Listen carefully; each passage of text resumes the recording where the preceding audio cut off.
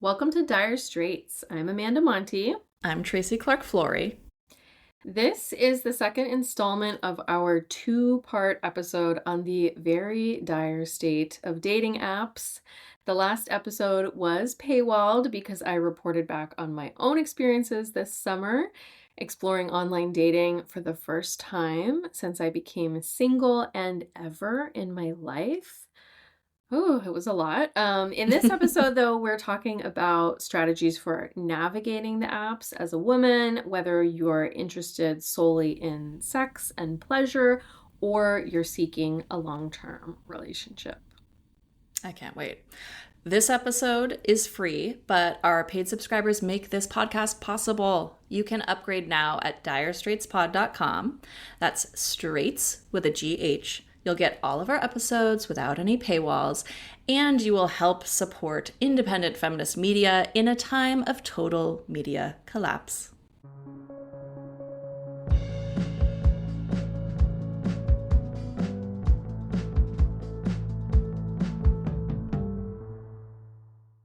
Okay, Tracy, so I have a running list of red flags, and when I see these elements on a dating app profile, all of my warning bells go off and I click away very quickly or block this person, which we will talk about where I got the idea to block off the bat.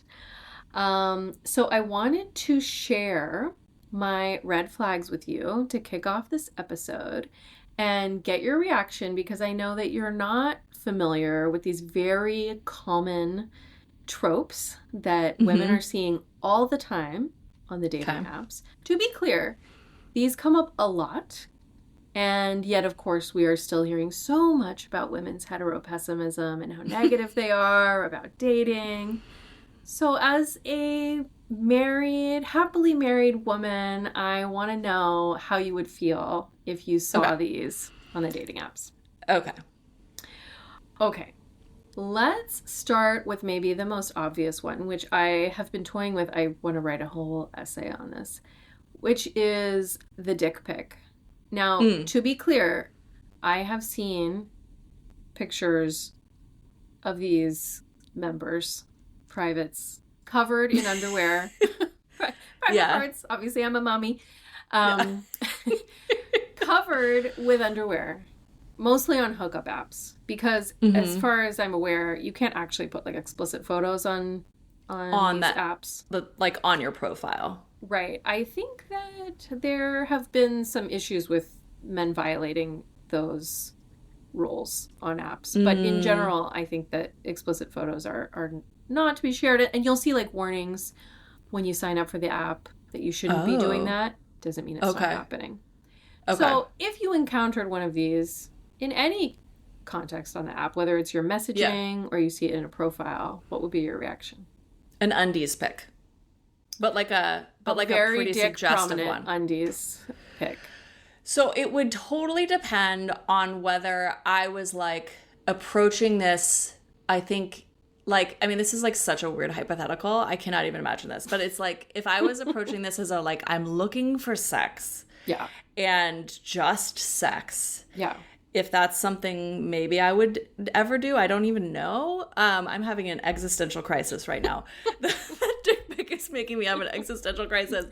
That's what happens. I know. I can see that now. Thank you. You're making me experience some of it. It's just a little taste. I think I could maybe be interested in it if I was in the context of just like that kind of casual thing, and where it was like an app like Field, where it was like kind of more explicitly like we are talking about sex, like we are interested in this. If it was on one of the other apps, I think I would be like, ew, like what? Right. So like, context matters. Context would matter a lot. Right. I don't know that I've ever seen any like really great dick pics ever. Maybe a few, Right, but like, do they ever land that well? Are they ever really that great? Like, I think it's hard to like actually accomplish a good one. But I do think maybe undies help because it's a little more like leaves more to the imagination. So that could be helpful. Anyways, I know you didn't expect such an in-depth conversation about the dick pic. I have a long list here. This is a lot. This is just one thing you might encounter on the apps today. Yeah, but usually they're like grabbing it, which I find really weird, right? Like they're like holding their own. Is it kind of aggressive? Is it kind of like a dominant kind of move, or like I mean, get a load of this, lady? I guess it depends if you can see their face, right? I just feel that a dick pic is usually for the person that's sending it, right? Like it's usually a way for them to feel good about that some kind of perception that men need to have like a big dick to be attractive, which I actually don't think a lot of women really feel that way. I think that's like a male insecurity. Yeah. But our listeners it's kind of a like it's kind of like a behold me move where it's just like tell me how great I am. And straight women are like, I don't really care. You know, like this is clearly for you. So related to that, on some of these hookup apps, you'll see things like well endowed, size queens welcome, actual sizes, actual inch like sizes. Oh dear. What are your thoughts?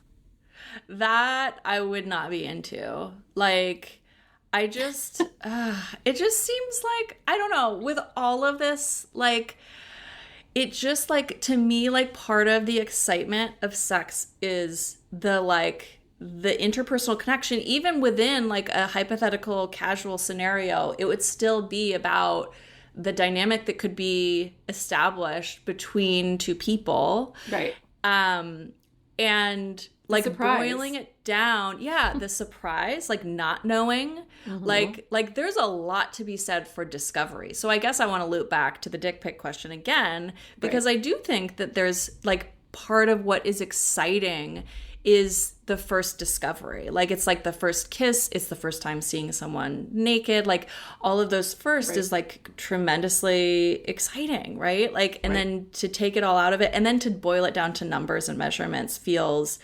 very alienating to me.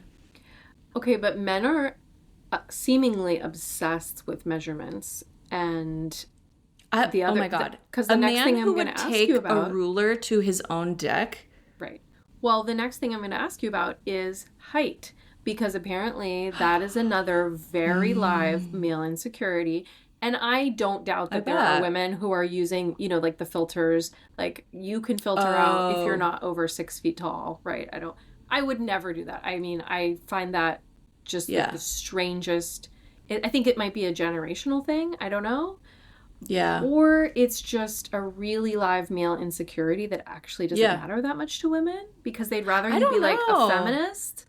Yeah. I don't know. I mean, I will say, like, I feel like this, like, there has been some research on men's heights and, like, how that impacts how they're perceived in the world and, like, how much they make even, like, stuff like that. So, like, I mean, like, I would believe that to some degree it is, like, pretty, like, that there's, like, some basis for that insecurity, you know? But are you saying, like, a man emphasizing his height in a profile? Yeah, I find that to be kind of a weird turnoff. Like, because there's a perception that you think that that's all I'm looking for, and that's not who I am. Oh, yeah. Like, if a man was like, I'm 6 foot, whatever. Ew. Well endowed. Ew. Yeah. Well, and there's also, like, an undercurrent with both dick size and height that is like the undercurrent is like expressing something about dominance, right? Like isn't it about and like sort of otherness and like differentiation between like men and women in a way that would like to me be a red flag. Okay, well the next couple on the list just feed right into that genre. Gym photos everywhere. That's a big no. They're everywhere, Tracy. That's weird. Like so many shirtless gym photos. Why are you taking photos in the gym? For your dating Who's taking profile. the photo That's for why. You? Who takes the photo? I mean, selfies, are they setting like it up? selfies. Oh my God. Yeah. What? Everywhere. Oh yeah. That's look at my muscles, and I'm well endowed, and I'm 6 feet tall. yeah, I mean, that's that's gross. sad for men. Like, that makes me sad for Yeah. men that they don't understand that as the way in which patriarchy is influencing them, right? And so then it's Totally. like, well, I don't want to date you because you're clearly not self-aware You have of some that. work to do. Yeah. And you Like probably listen to like broadcasts. yeah, I'm not here to be a therapist. I'm not here to like help you, kind of find yourself. Like Yeah. this is not, yeah. No, I mean that's just terribly sad. It is really sad. terrible. I mean, all of it's terribly sad, honestly. Like It gets worse. It gets worse. Yeah, Just great. wait. Strap in. Okay, this one is my absolute like pet peeve, and also I found this so shocking. Men who flip off the camera in the pictures that they are posting on hookup or dating app profiles. Why are they flipping off potential 12? mates? Oh, that's so bizarre. Oh, you're such a badass. Look at you with your middle finger. What the fuck? That's It's so crazy. weird. Like, that's crazy. Is that supposed to be enticing? That you're saying fuck you to me before To I me? even meet you? Or is it just this bad, like, posturing of, like, I'm a tough guy? Right. Which but just like, would have the opposite effect, I would think, of just being like, oh my God, the amount of posturing that's happening here is ridiculous. right. But like, who is your audience in your dating Yeah. app profile? It's potential matches, right? So you are flipping them off. Yeah, that's Obviously, weird. they don't seem to realize the audience relationship here. Yeah, that's really So weird. that's really bizarre. Yeah, that would be a like no exceptions. Yeah. Like red flag. Yeah. Yes. Okay, this one's like slightly more innocuous, I guess. Pictures of guys with like their bro friends. So I've seen some really funny takes on this online where it's like, please stop posting pictures of you and your 10 friends. Like, I have to pick you out in a lineup. Like, which one are you? And it's just like men with like their whole The cast posse. of like dudes. Yeah. Right. One, it's like, what are they trying to communicate to you about their like social world or social standing through their friends? Right, and right, then right. like, to me, that would be like they're communicating unintentionally their insecurity, like that they need their buddies to kind of help back them up and kind of make the case for them as desirable. On the other hand, they have friends. That's good. And I guess that Male could friends. be like the nice way to read it, right? Like, Yeah. cool, they have like a social circle, but they're Great. usually like doing bro-y things. Right. But the Right. alternative to that is guys who are just holding up a giant fish. Okay, I've heard about the fish. Yeah, I guess the there's fish a is lot still of those. happening. Yeah, Um, like cool, you like fishing? Okay, I mean, I would say that it wouldn't be like a hard and fast no, but I would say that it would be concerning. And especially because, like, how are you not aware that this is like a trope that's been That's made the fun thing. of extensively? right. And it's just That's the suggestive thing. of certain ideas about like masculinity and toughness. And, like it just And is like, this is Being not. like a conservative, Yeah, hunter fisher. for sure. Yeah. For sure. Yeah. Yeah, to me, that's like an indication probably of your politics, which, my youngest kid likes to fish, Sure. so maybe that's not fair, right? And I try to like then look at the rest of the profile, but in general, it says something.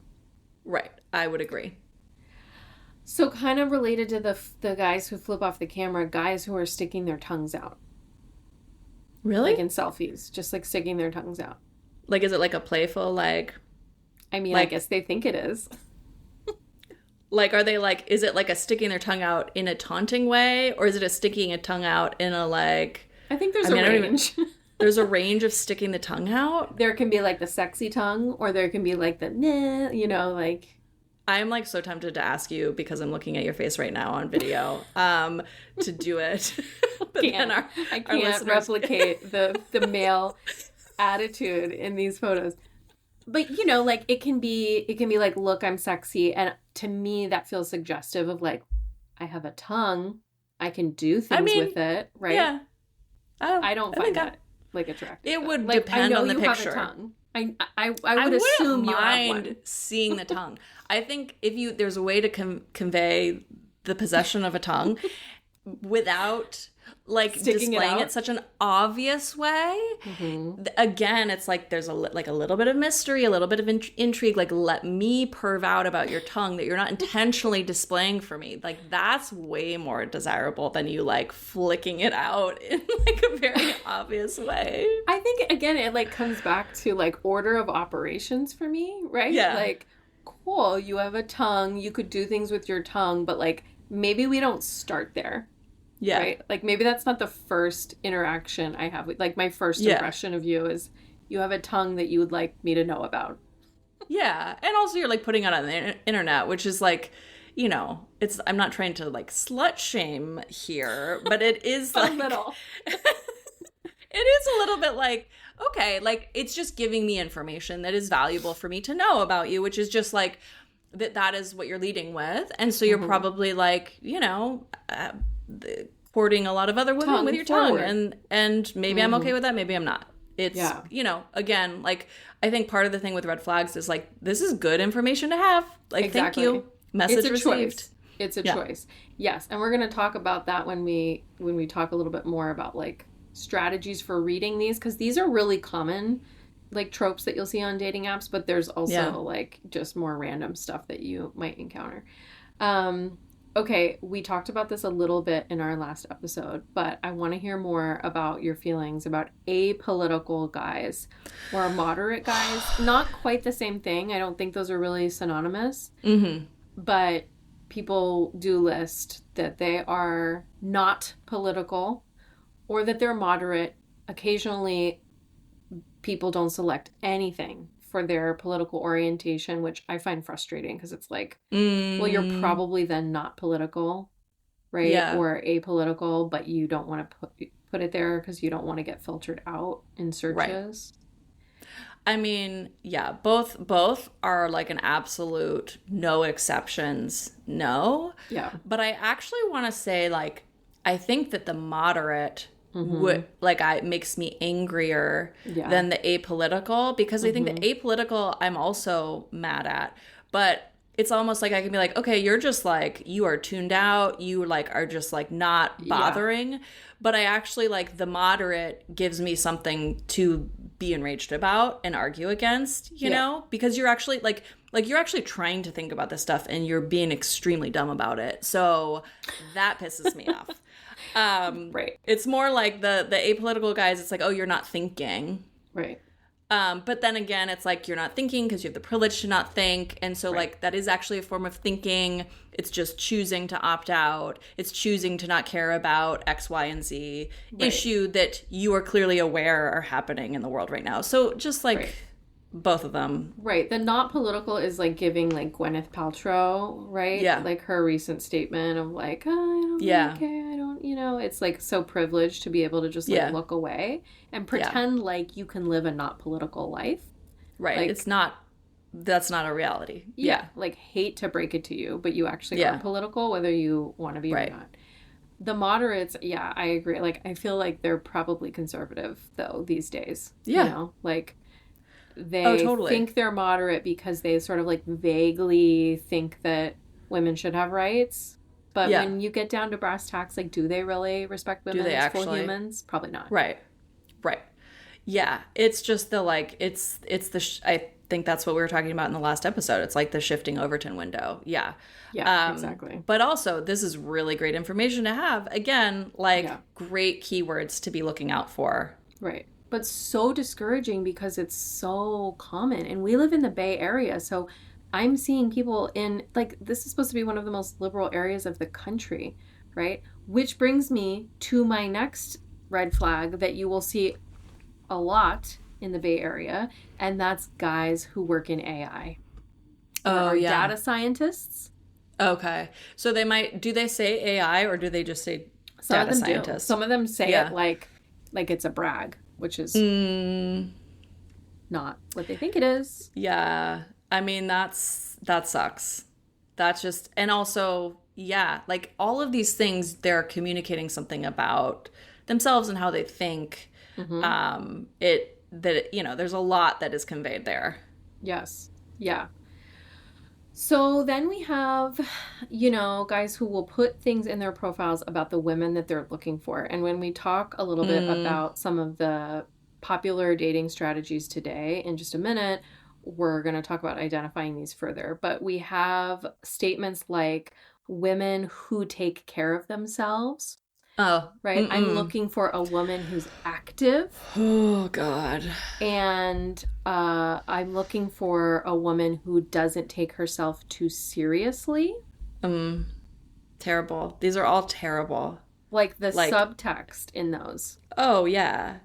Oh, God. I mean, these are just like, I feel nauseous. That's like, both of those are actually awful. Tracy, you wouldn't survive a day on the apps. I really wouldn't. I've said this often. I have no idea what the fuck I would do because, like, I simply cannot. Like, this is insane. I think, too, the thing is, it's like, it's not even an issue of, like, oh, man, it would be hard to find a good match. It's like being confronted with this shit. Yeah. I feel like it's my depressing. Skin is on fire right now because I am just thinking about this motherfucker who's like, oh, I'm into women who take care of themselves. Like, I'm like enraged, and this is just a hypothetical man that we're talking about. Like, I mean, so the emotional impact of swiping and encountering that, like, never knowing what you're gonna get. Is it gonna be a political guy, moderate dude, man who's like vaguely fat shaming, you know, like, totally. Oh my God. Right. What a roller coaster. Right. And then, like, okay, click away. And there's another awful, a click away. Right. Like, processing all of that. It's the mental load of it. I guess you could, like, this, could you message them and be like, you suck? Like, or would you get kicked off the app for, like, harassment? No, you could, but you'd be, like, wasting your, like, free, it depends on the app, right? Like, you'd have to, like, match with them in order to communicate with them, right? And it's like, you know, again, like, do you want to give these guys more information that they can use to manipulate women, right? Because that is what is happening, is that men say they're moderate or they're not political because they know that most women don't want to date or have sex with a conservative guy, right? Yeah. So it's almost like this weird thing of, like, the more information that you give these men, the more they can use it against other women. They'll become savvier. Right. Yeah. I mean, you would hope that you could be like, hey, just so you know, when you do this. You suck. Right. Yeah. Just so you know, you're a terrible person. Right. Okay, so this is a really interesting one that I have encountered once I start to connect with someone, usually when they have no bio or a very light bio, which I've since learned I just don't even mess with those people anymore. I would say, there's not a lot of information on your profile. Like, I'd love to know more about you because you're handsome or whatever. I wouldn't say that, right? Because whatever. Because then they can use that, right, to manipulate you. Yeah. But they'll say something like, I'm an open book, ask away. And I've gotten that exact line so many times. And to me, it communicates something very specific. But I'm interested to hear how you would respond to that. I mean, I wouldn't respond. Because, like, it's just putting all the conversational weight on you. Exactly. It's requiring you to do the emotional excavation instead of him having to engage. Yeah. It is basically like, take care of me. And to me, that's like a test, and it's like a vetting process, and it's very clearly communicating the kind of inequitable relationship that he wants to be in, right? Right, exactly. Not a good communicator. This is the guy who you're going to go on a date with, and he's not going to ask a single question about you. Yeah. He's going to monologue, and you're going to like be expected to assist him in that. Yeah, exactly. Or just be like a dud who just can't have a conversation at all. Right. I also just find it, like, so presumptuous of my time and effort, you know? Yeah. Like, you can't even be bothered to put a profile together, and you can't even be bothered when I say, like, hey, there's no info here, to give me a little spiel. Like, you don't even have a rehearsed spiel about yourself. Yeah.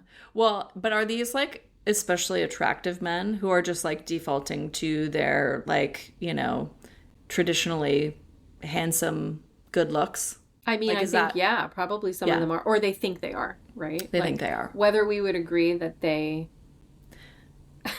you know, have the right to do that, Yeah. Whether they've earned that. Yeah. I right, mean, to me, that's just like yeah, it's communicating that like you have this sense of privilege and that you are expecting to be worshipped and that that's your, maybe either your right, experience in the world or it is your expectation of the world. And in both right, cases, it's an absolute no. right, right. Okay, one more, and then let's talk a little bit about strategies for Yeah. weeding Oh my people God. like this out. Um, Men whose love language is physical touch or Yeah, words no. of I mean, affirmation.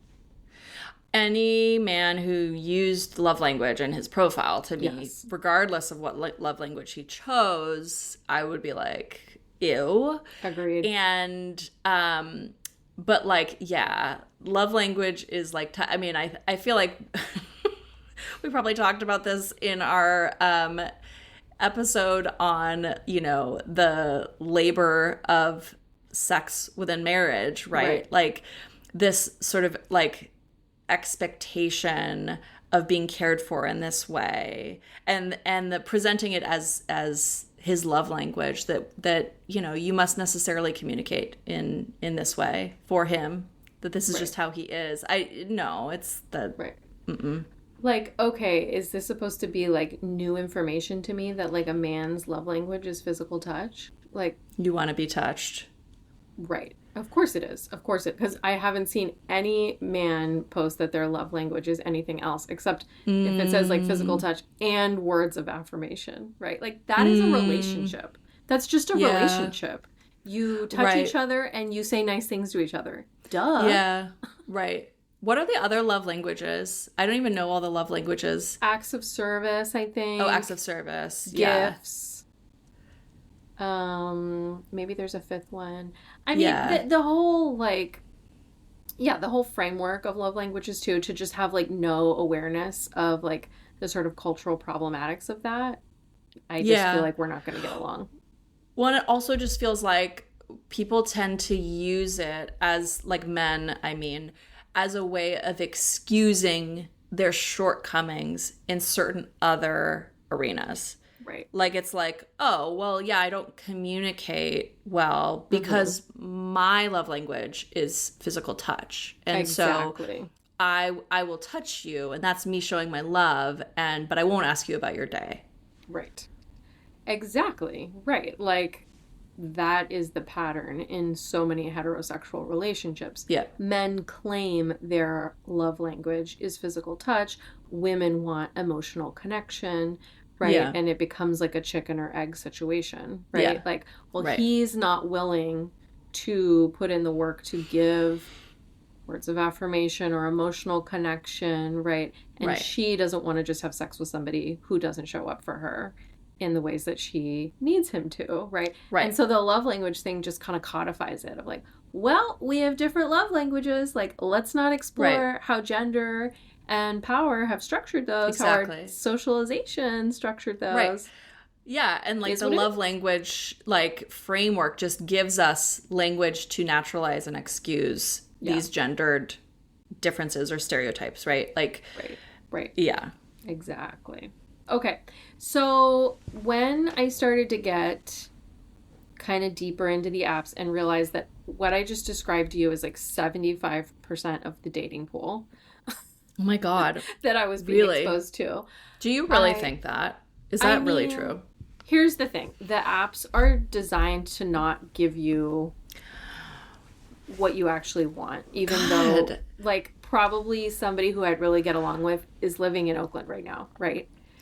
Oh my So God. It's like so maddening.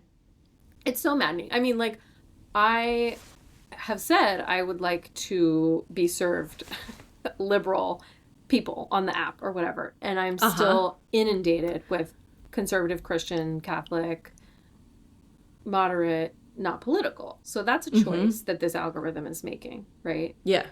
So it's hard to tell, right? It's hard to tell, like, is there some hidden part of the dating pool that would actually Mm, be a better match for me? But they're kind of keeping it behind a wall so that I'll stay hooked on the app. crazy. Right. That is just So great. And it's distorting our sense of reality I think and our that's sense of true. each other, right? Like, if that's the case, if it's the case that they are actually intentionally serving you just enough of what you don't want in order to Hmm. kind of like keep you hooked and searching, and maybe just enough of like maybe sort of almost what you want, as opposed to serving you with something that would be wonderful and that would get you off the app.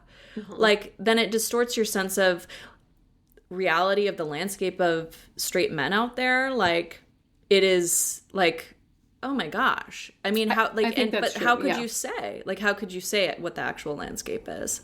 I mean, I think that is probably very, very true. And as I've been on the apps, I've been thinking like these platforms are driving gender Mm-hmm. division, not Yeah. only because the algorithm is potentially distorting the truth of what's out there, but Mm-hmm. also because of the requirements it has in terms of how we present, the permissiveness that we've talked about, right? In terms of Yeah. being like, oh yeah, you could just like say you're not political, right? Instead of like having to actually like sort through what that would mean and interact with people in real life and see how they respond to that, right? So like just the gamifying of relationships, like all the ways in which the apps work, I think are driving gender division. But I also think that there is like some truth to the fact that a lot of men are like this right now. And I Mm-hmm. think we know that based on the studies that we've seen, right? That Yeah. show that women are becoming more and more progressive and radical in their Yeah. thinking and Yeah. men are not, right? Like so the bigger media ecosystem has a play in that Yeah. too. Yeah. Yeah, Um, totally. But so, like, okay, what are the strategies? Like, how yeah. does one deal with all of this? So one of the best strategies that I found is the burned haystack Facebook group. It's also a book. I think the book is Burn the Haystack.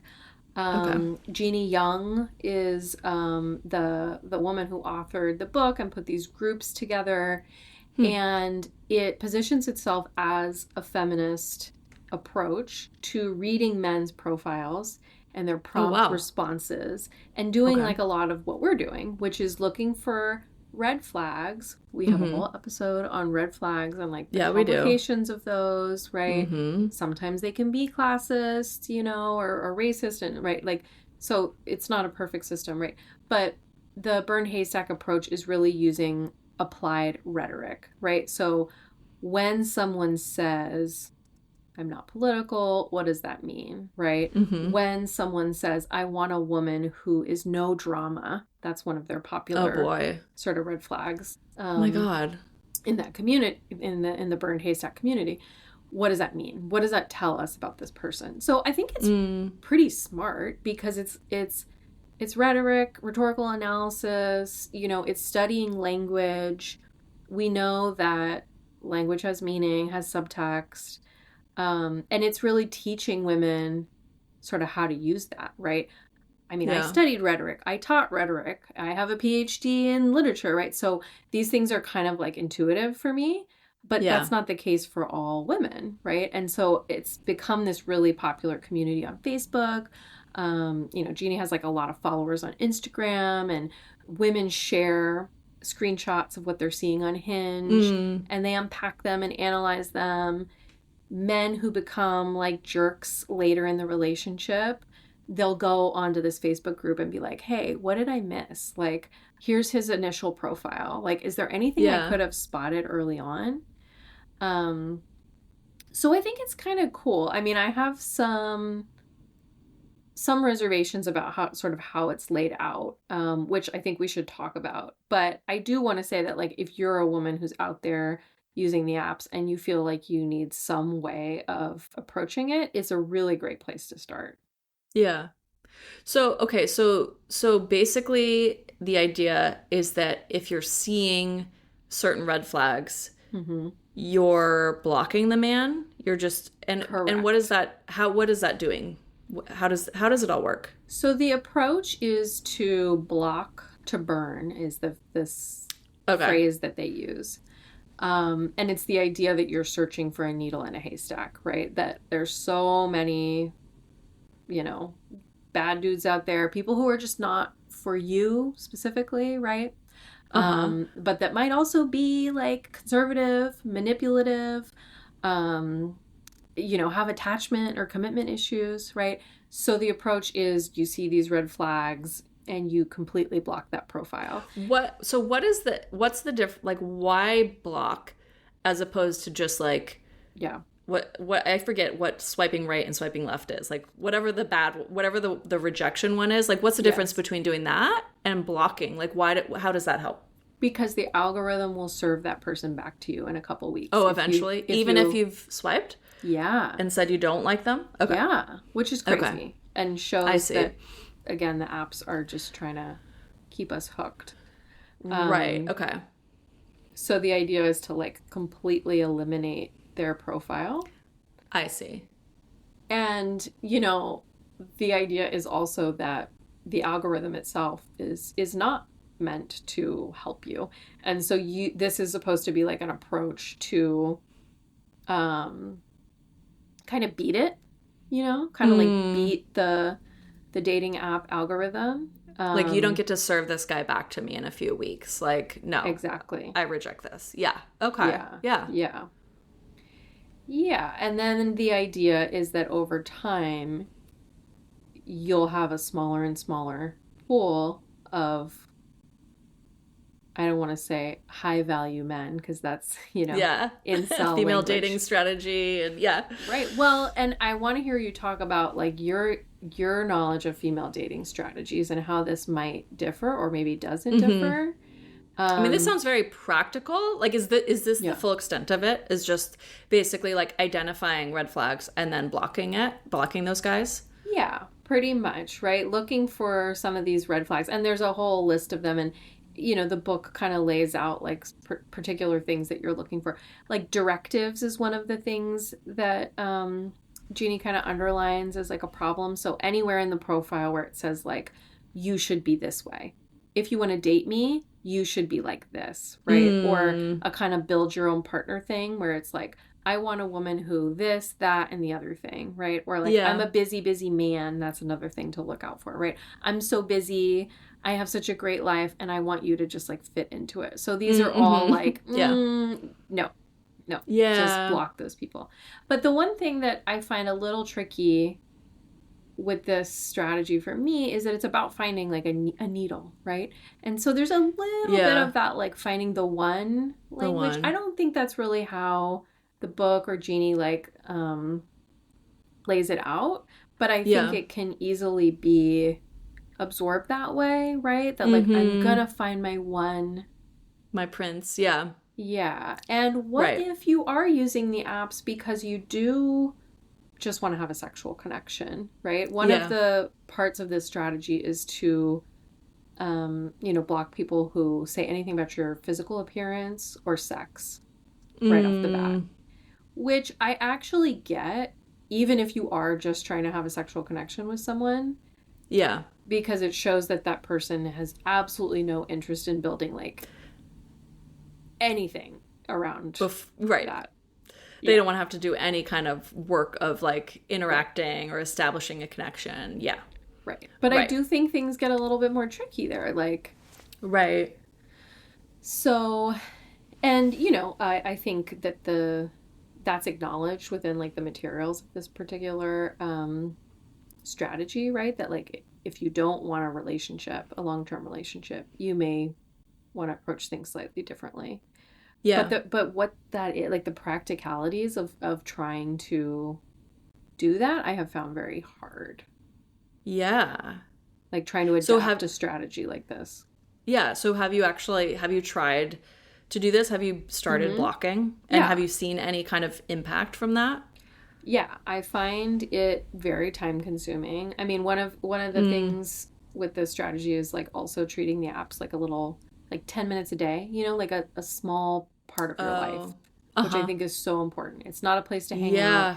It's Oh not God, I could a place to imagine just live.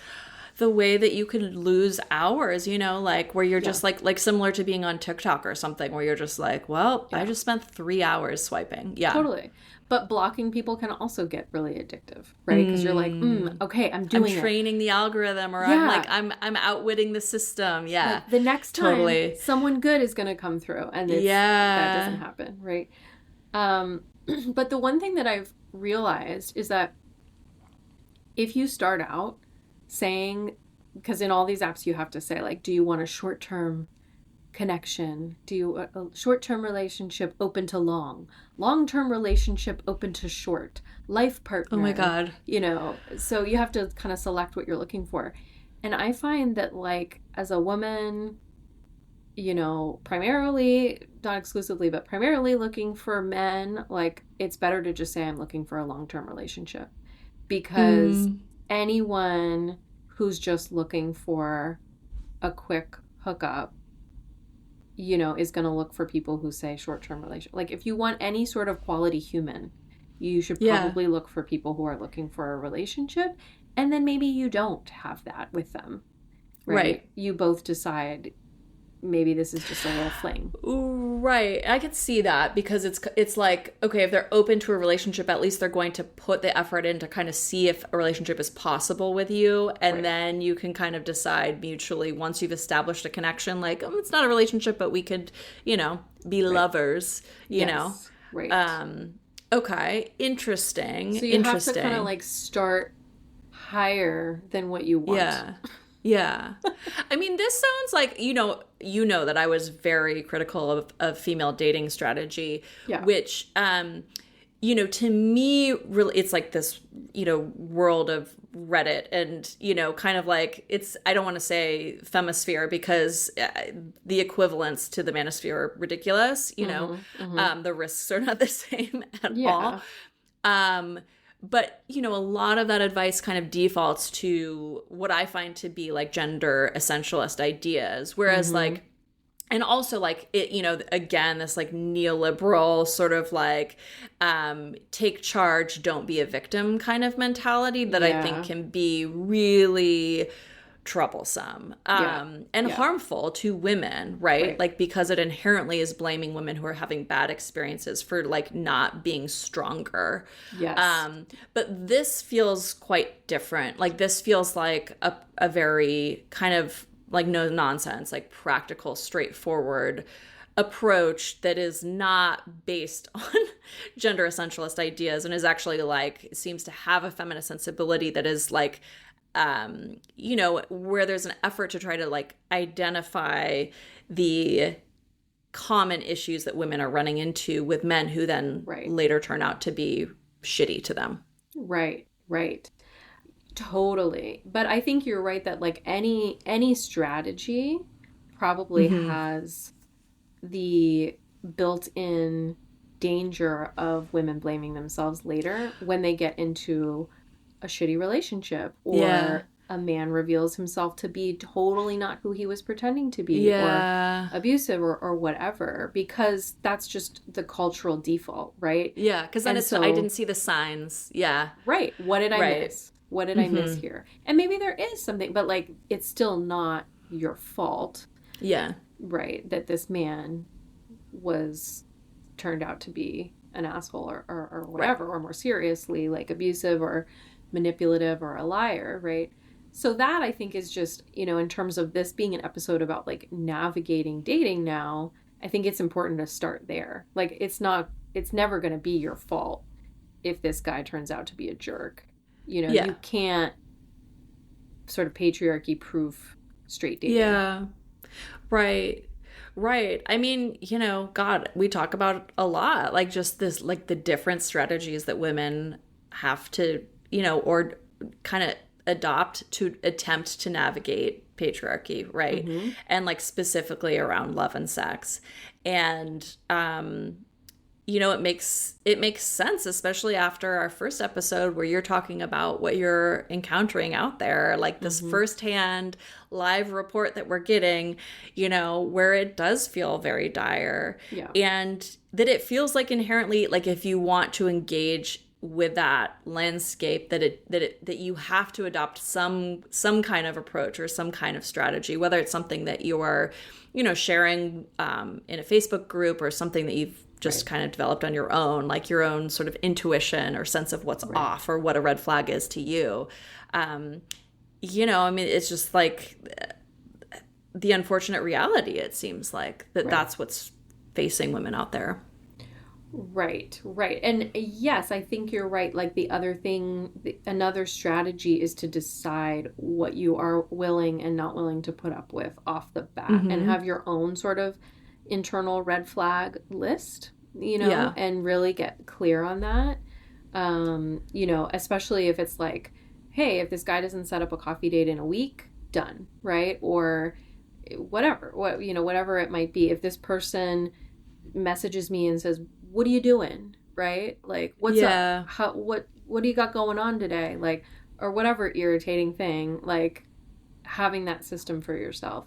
But I think to the sort of like social piece of it, we've also talked about women creating these whisper networks as well. Yeah. And, I think if you're a woman dating today, like having some awareness of some of those networks where like the T app, right? Or there's like the Are We Dating the Same Guy Facebook groups, right? That women are creating to keep each other safe. Those are also, I think, really useful strategies for dating. There's so much criticism of them, right? But like, yeah, it totally feels like common sense to me.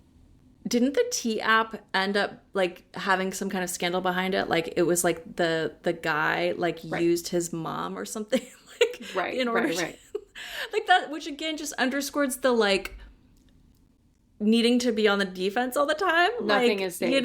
Like nothing's safe. Like even this app that's like saying it's to help keep you safe within the world of dating, right? Like we have we're expected to be such like savvy operators on so many different levels. Like it's just, you can understand the impulse to opt out entirely, right? Like why bother?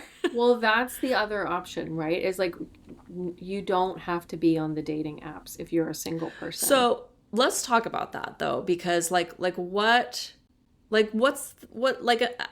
would imagine that you have actually considered this or thought through this of like, what is getting off the apps, but still wanting to be open to a relationship or to, a sexual partner. Like, what does that look like? Like, how does one find that in the world without having to go on an app? I mean, I think that's the question so many women are asking right now. And there's a really clear reason why so many women are choosing to stay single. Not just because the apps don't work, right? But because of the way that our lives are organized today. Yeah. Like that it's really hard to meet new people because everyone's isolated in their homes, working from home. Oh my God. Yeah. I mean, for me, I guess it just feels like I'm sort of at the point where I'm like, yeah, I think I'm going to delete all these and at least take a break. And I think that cycle is one that most people on the apps go through constantly, right? Like that's so interesting. And then you take a break and then maybe you go back on. But it's also about like having patience, like, do I need this right now in my life? Like, right, asking yourself those questions. Yeah. Is there, to the sort of decentering men tip, like, don't I have a full life without a male partner? And if I don't, like, maybe I want to spend a little bit of time creating that, right? And sort of nurturing those other parts of my life. Like I've started, like, I play tennis now, so getting into like other hobbies and things is also an old school way to meet people, friends, and partners.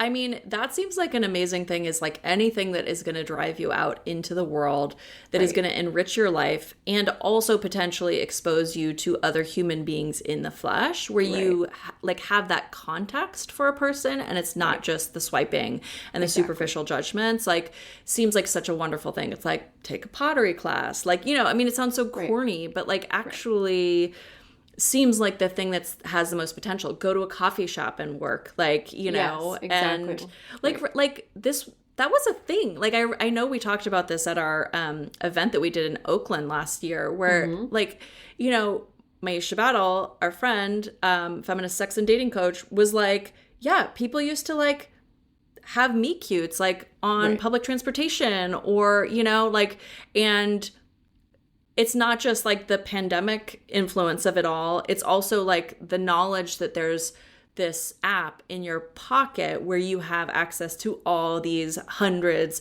of people. Yeah. Disincentivizes people from reaching out and connecting and engaging with the awkwardness of like saying hello to a stranger. Yeah. Which sounds so much more fun too. Right. Though. Totally. Yeah. Yeah, and I mean, I think that's the way even the apps are moving, right? Like you have affinity-based apps now. Like there's one called Surf, I think, which is, I think you have to like get on a waiting list, but it's for people who are like, active, like very fitnessy. There's an app called Time Left, which is more about like meeting friends, but a lot of people use it as like a dating app, and you just like go to a coffee or a dinner with like 6 people. And then there are like in-person things that people are organizing around dating, like speed dating, but different iterations of that. But yeah, I mean, you go to a bar, you could go dancing. Like I don't drink, so I can't use the strategy I used to use in my 20s where I would just go to a bar and hang out and meet people. Yeah. And everyone's lubricated and loosened up, and it like, so the boundaries, disappear. Right. Which is the good and bad of that. Yeah. Exactly. Yeah. Dancing sounds fun though. I know. We've been saying we were going to go dancing for a while. We need to do that. Okay. Like, just like flashing back to my 20s, like how did I meet people that it was not in a bar, like salsa dancing, that was a way. Like, ooh, yeah, I've heard of a lot of people doing like, dance classes, although, you may find you're just a bunch of middle-aged women, and like one guy. But like also like it's like worst case scenario, you make a bunch of great new women friends, and that sounds kind of awesome, right? Like maybe valuable. That's what you want. Yeah. Right, exactly. Like your lady friends that you go salsa dancing with. Yeah. Right, exactly. Yeah. Yeah. I mean, I do think that the way in which like the dating apps become so awful for people is that I don't want to say allow it to consume our lives, because that's how it's designed, right? Yeah. To suck you in. And I mean, I have found them so addictive. Like I'm fortunate enough to be at an age where I'm very mindful of that and can be like, oh God, like this is really going to suck my time away if I let it, But for young people, like I can't even imagine how that alters their sense of their social world. Yeah. And purpose. So I think like as a basic strategy, like decentering it to the extreme. Yeah. Like maybe you only check it every few days, or really have a timer for yourself and then get off. But yeah, I mean, any way that you can like get out into the actual world and have human interaction. Yeah. Also seems good. It seems great. And it just sounds fun. Like it sounds like so much more fun. Yeah. Yes. Well, anything is more fun than being on these apps, I feel. Yeah, actually. I know. Let us not be trapped in this misery. Yeah. And I think, they can be kind of fun too. Like it has been a really interesting anthropological experiment to like see how people are today and how actually a huge portion of people in America are living and thinking about connection and dating and sex. I also want to say, to our married listeners, like marriage is fraught too. Right. And so I think there's often this idea of like, oh, but if I got a divorce, like then I would just have to I'd have to face that. Yeah. Honestly, I don't think that that's a reason to stay in a shitty marriage, right? You don't have to go on the apps. You don't have to do that at all. You can still have a really fulfilling, like lovely life. Right? Yeah. But the apps can be kind of fun too. It can be kind of fun to connect with new people and and meet people. It just takes a lot of intentional strategy, really. Right. and then Right. not blaming yourself when it goes south. Yeah. Well, I'm excited for you for your, it sounds like, Getting forthcoming off the apps. period of no apps Yeah. and just like playing a lot of tennis and maybe calling me to go salsa dancing, which I forgot how to do, but Ooh, that sounds fun. I could figure it out again. I Let's think do I was never it. good at it. Yeah. I did see one guy on the apps who his whole profile was like, I'm looking for a salsa partner. Like, salsa partner, salsa partner, salsa partner. That's Like, all. literally That's all just signed up for a I partner. just need someone to dance Yeah. with. Yeah. He I will lived a little say far away, though, so. a little caveat is that the one time a man successfully picked me up using like a pickup artist neg Oh, God. was while salsa dancing. So, and him and his friends were all up in the salsa dancing scene, and they were really good at it, and it was like part of how they. So, just a Watch warn, out for just that. don't allow yourself to be negged and fall for it. But Nagging is, yeah, that's part of the burn haystack thing, too, is like men who insult you and then apologize because they're testing you, right? yeah, How much of an asshole yeah, can I be fuck and that. apologize and then you're good with it? So Yeah, I think if you, like when your spidey sense is tingling, yeah, yeah, block goodbye. Just don't Block, waste block, your block. time. yeah, Don't. yeah. And again, it's not your fault that men are misogynist and really struggling right now. Yeah. And you don't have to compromise. Yeah. Like you do not have to accept that. Yeah. Also, if you are one of our 5 male listeners, just communicate. Be nice. Tell women that you're a feminist. Like it is Oh my actually God. not that hard. We just want some basic human decency. That's it. Yeah. And then we'll have sex That's with you. it. Yeah. Yeah, let's go. Tracy, you're married. You go. You will go. Yeah. Amanda will go. I will go to salsa that's class not with your you. only criteria. Okay. I think we could keep talking about dating apps for at least 2 more episodes, but we have unfortunately come to the end of our 2-part episode on dating. It's true. Thank you so much for listening. Remember that this episode is free, but our paid subscribers make this podcast possible. If you're not a paid subscriber yet, what are you even doing? Let's on. go. Upgrade Put that at on your dating app. Oh, you could. You know? Yes. And you can do that by upgrading at direstraitspod.com. That's straights with a GH. We always say that being a paid subscriber to our podcast is a green flag. Yeah. And you'll get all of the episodes that we have released so far this season and last season without any paywalls. And that means that if you missed our last episode, which is exclusively for paid subscribers and goes into very personal detail about my own experiences on the apps for the first time this summer, if you upgrade now, you can go listen to it and get all the juicy details.